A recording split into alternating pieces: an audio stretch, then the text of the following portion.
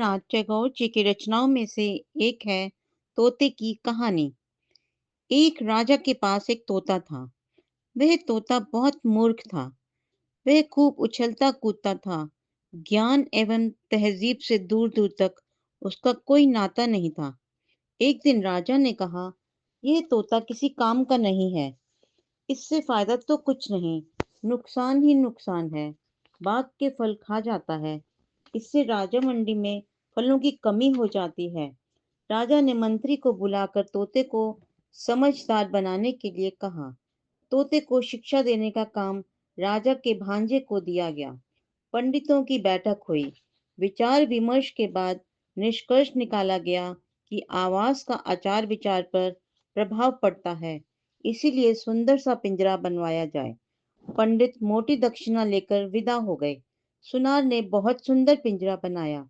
पिंजरे को देखकर लोग तोते के भाग्य से ईर्ष्या करने लगे। सुनार को खूब इनाम दिया गया। पंडित तोते को विद्या पढ़ाने बैठे। उन्होंने राजा के भांजे को पोथियों की नकल करवाने को कहा। ढेरों पोथियों की नकल तैयार हो गई। जवाहरात जड़े सोने के पिंजरे की देखभाल में राजा का भांजा व्यस्त रहने लगा। जो भी देखता कहता कि उन्नति हो रही है। इन कार्यों पर अनेक लोग लगाए गए।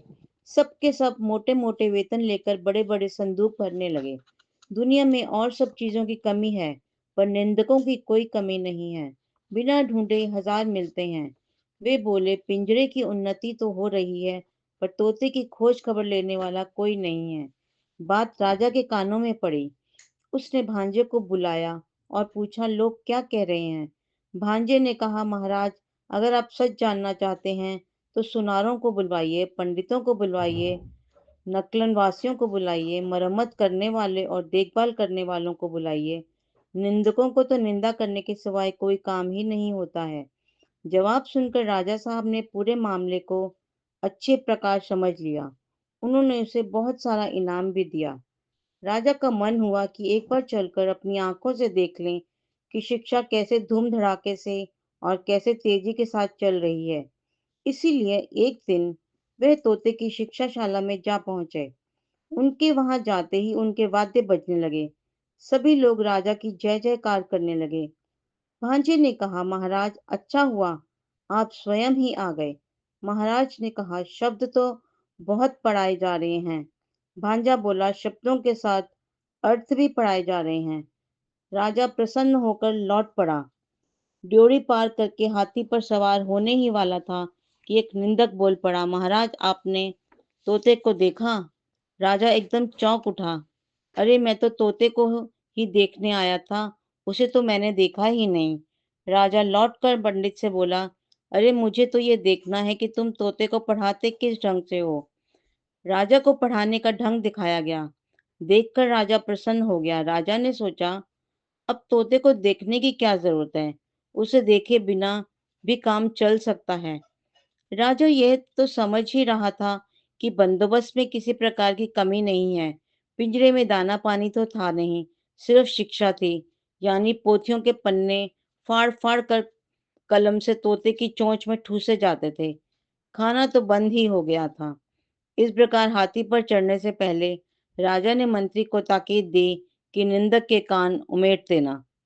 तोता दिन प्रतिदिन बीमार और कमजोर होता गया। देखभाल करने वालों ने समझा कि प्रगति आशाजनक है। पक्षी के कुछ स्वाभाविक दोष अभी भी दूर नहीं हो पाए थे। सुबह होते ही वे रोशनी को प्रेम पूर्वक निहारने लगता, पंख फड़फड़ाकर उड़ने का प्रयत्न करता और कभी अपनी चोंच से सलाखों को तोड़कर पिंजरे से बाहर निकलने का प्रयत्न करता। एक बार कोतवाल ने उसे सलाखें काटने का प्रयत्न करते देख लिया। वह तत्काल गरजा, ये कैसी बेअदबी है। अब तोते के डैने भी काट दिए गए। राजा के संबंधियों ने सिर हिलाकर कहा, इस राज्य के पक्षी बेवकूफी नहीं, नमक हराम भी हैं। तोता मर गया। कब मरा ये कोई नहीं जानता था। निंदक ने अफवाह फैलाई, तोता मर गया।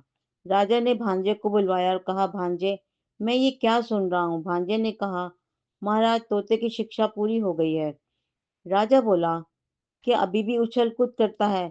भांजा बोला, राम राम, भूल कर भी नहीं। राजा बोला, अब भी उड़ता है। भांजा बोला, बिल्कुल नहीं। राजा बोला, दाना न मिलने पर चिल्लाता है। भांजा बोला, नहीं तो। राजा ने कहा, एक बार तोते को लाओ तो सही, जरा देखूं तो। तोता लाया गया, साथ में कोतवाल आया, प्यादे आए, घुड़सवार आए। राजा ने तोते को चुटकी से दबाया। तोते ने ना हाँ की, ना हूं की। हाँ, उसके पेट में पोथियों के पन्ने जरूर खड़खड़ाने लगे। Big thanks to all our subscribers for subscribing our channel. If not, please subscribe and do not forget to press the bell icon for all notifications. Please visit our channel for all kinds of stories and more. Thank you.